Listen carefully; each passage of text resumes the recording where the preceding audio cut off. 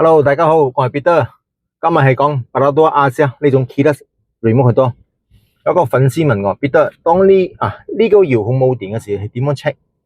跟住我驚萬一即係冇電你有方法可以教我哋點可以 set 得呢個問題冇？可以啊。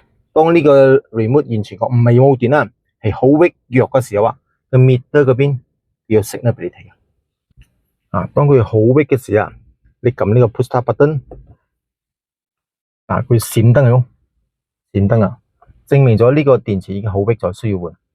如果你完全撳唔到 ，OK， 方法咁你接近佢撳一下，接近佢 scan 咗，佢就 start 車，佢就可以 start 到車咗啦。當你有咁嘅情況，你近你呢度如果用呢個方法你 scan 佢就得啦。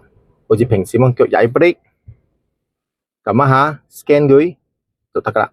OK， 我試多把俾大家睇off 咗先。腳踩 brake， 撳呢個 button， 佢着燈嘛，我 sorry， 跟住我 scan 佢，再撳多下就得咗噶啦。OK， 而佢冇電嘅情況完全冇電咗，可以自己買電換嘅。佢係 battery 2032你去 7-Eleven KK 嗰啲比較普通嗰啲 mark 都有噶啦，有得賣噶啦2032。跟住我教你點樣開，點樣換嘅 battery。OK， 首先將呢個鎖匙拉出嚟咗，呢度有個凹嘅鎖匙擠落去，轉一轉佢，